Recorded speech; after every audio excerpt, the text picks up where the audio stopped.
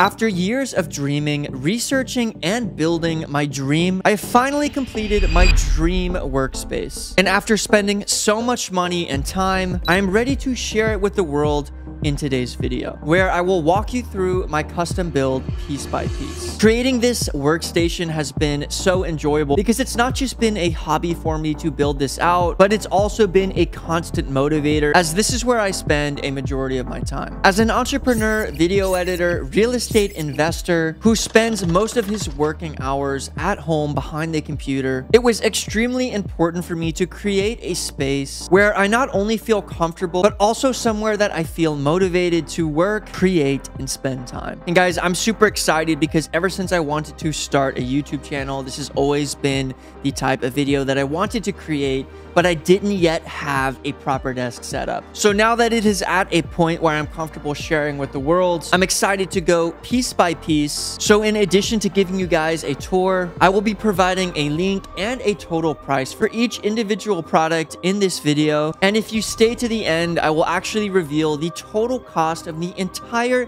desk setup, including not only the desk itself, but everything that you see on, around, or in the video. So that all being said, let's jump right into the desk. So the first piece of this desk that I want to talk about is the actual desk itself. There are lots of great options online for setups and desks, specifically standing desks, but I personally thought that a lot of them were kind of a ripoff. I saw lots of cool desks that would cost anywhere between $1,500 to upwards of $3,000, and it just seemed like quite a bit of money for a piece of wood attached to a couple stands. That all being said, I gave my dad a call, who's big into woodwork, and he just told me to straight up buy a door. So yes, this desk that you see in the video is just a door that I bought from Home Depot for a total of $60. So the reason that it looks so good and has a beautiful finish is because I added a clear low glass of polyurethane on top of the wood. It basically protects the wood from spills of water, liquid, scratches, anything like that, and it gives it a nice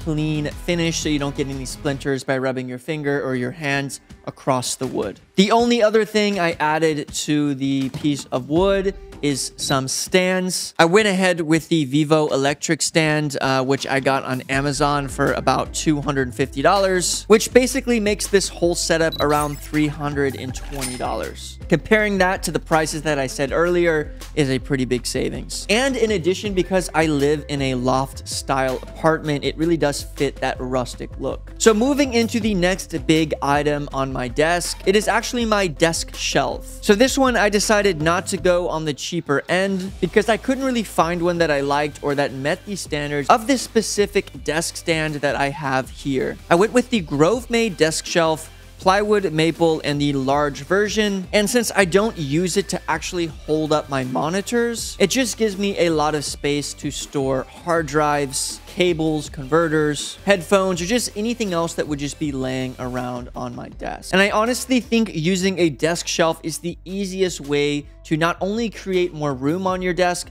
but just make it look more like a legitimate setup. Which brings me into the next section of this desk, and that is the two Apple Studio displays that I have built in. So I actually use one of them vertical and one of them horizontal. The main one, of course, I use horizontal, but with so many apps like messaging apps, email apps, browsing, contracts, just fitting the vertical aspect ratio better, I found that it doesn't just only make the setup look cool, but it also is very productive as well. It's something new that I have tried out in the past 6 months, and I don't think I'll be switching back to double horizontal screens anytime soon. Speaking about the actual Apple Studio display itself, yes, the total cost of these displays was about $1,600 each, which is not budget friendly at all. But since I do a lot of video editing, photography editing, and that I also spend a lot of time creating art on these monitors, it was extremely important for me to have a screen that I didn't mind looking at all day long, and also making sure that the color accuracy was accurate for when I was making these edits. On top of that, I'm just a huge advocate of Mac, and I love the look and style of these monitors. I understand that not everybody can just drop $3,300 on monitors like this, but again, because I spend so much time behind here, it was easy for me to justify spending money on something that really creates me more income. So moving into how I have them mounted onto the desk, I didn't buy the regular stands that come with Mac. I actually got both of the monitors shipped with a VESA mount on the back, which would allow me to put onto stands that basically hook onto the back of the desk. Now, I will warn you, you do need to make sure that your desk is up against a wall when you're doing this. Otherwise, the monitors will shake quite a bit. And you also need to make sure to tighten them as much as they can so that they will hold it steady right in place. But I just love the flexibility of being able to move the monitors around, turn it left and right, angle it up and down, just basically be able to move them wherever I want. I picked up both of these VESA stands on Amazon for around $50. So moving on to the actual computer that is connected to these two displays, I have a MacBook Pro M1 Max with 64 gigs of RAM. I paid around $4,000 for this computer about 3 years back, and honestly, it has still been running very, very smoothly. I don't have any issues connecting two monitors to it. I don't have any issues editing videos, don't have any issues opening up a bunch of applications because of the large amount of RAM. So I don't look to upgrade it relatively soon. Again, to my opinion, depending on your work of trade, most of us spend most of our working hours on a computer. So again, it's easy for me to justify spending a lot of money on a computer that, again, makes me more money. Being able to make quick edits, being able to just send emails or do whatever I need to do as quickly as possible allows me to save more time and become more efficient. So anybody who asks me for their opinion on which computer they should get, I always try to strive towards the nicer, more faster computer, because again, you're going to be spending a lot of time on that computer, and depending on what your work of trade is, depends on how much power you need in terms of output. That all being said, within the next year, I'll probably upgrade to a Mac Studio because I will probably need that little extra juice. But as for now, I will stick to my MacBook Pro. So in terms of storage, because I run a video production agency, I have a lot of files that need to be backed up. My main storage drive is the Glyph Pro RAID, and I have a total of 40 terabytes sitting inside of that drive. I use that to basically back up all the old footage that I have after I'm done editing them, just in case a client needs to access those files again in the future, or it's just personal footage that I have collected through YouTube or traveling around the world. In addition, I have a bunch of SSD hard drives just laying around. I probably have over 10 of them just because I always need to pass them back and forth with all of the people on my team. And then I have some regular storage hard drives just kind of laying around. But yeah, I basically use SSDs to edit directly off of. So when I get back from a shoot, I'll drop all the footage off of the SD card directly onto an SSD.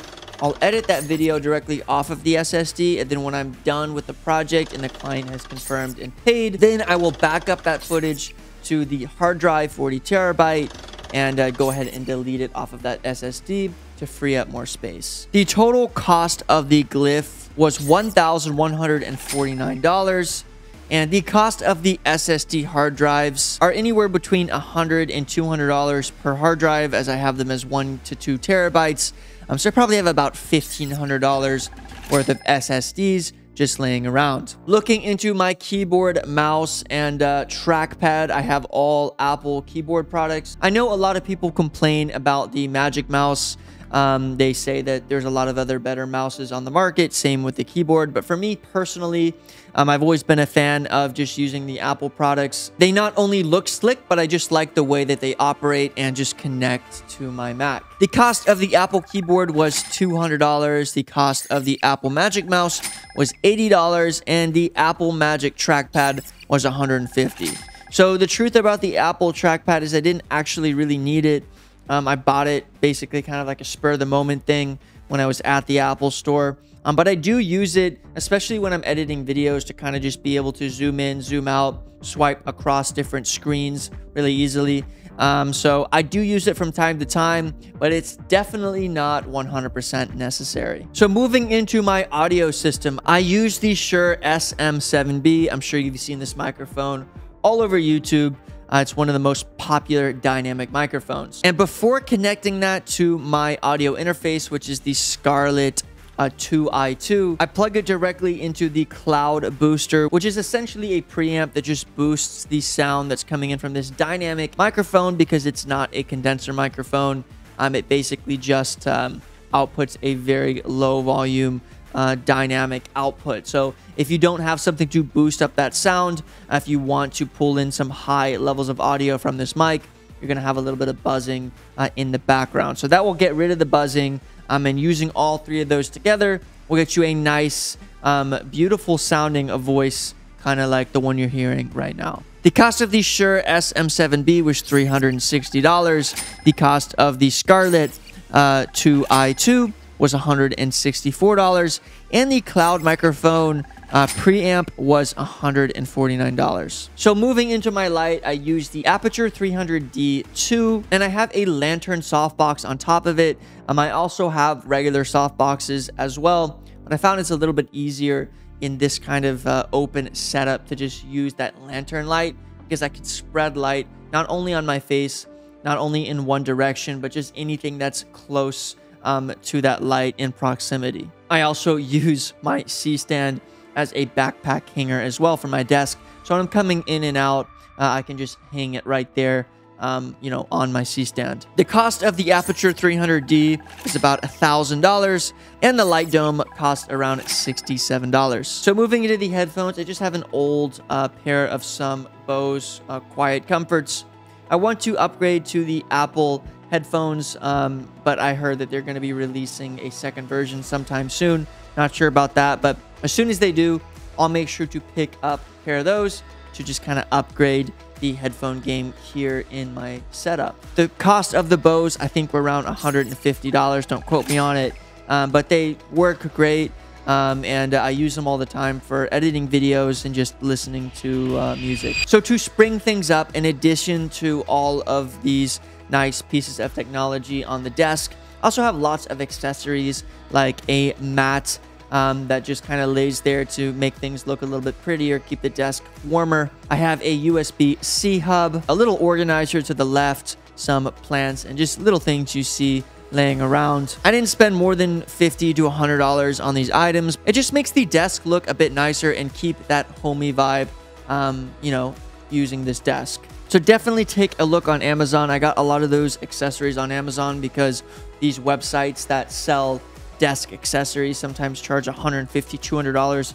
for things like headphone stands, for things like this little cork that I got on Amazon for, I think, $5 or something like that. So definitely make sure not to spend a bunch of money on unneeded accessories. So the last and final big piece of the video is my new chair. I got a gaming chair, mainly because I sit in this chair all day long, and it is very important, not only for comfort, but also for my back and spine. The specific model of this chair is the Vertigear PL4800, and it retails for about $500.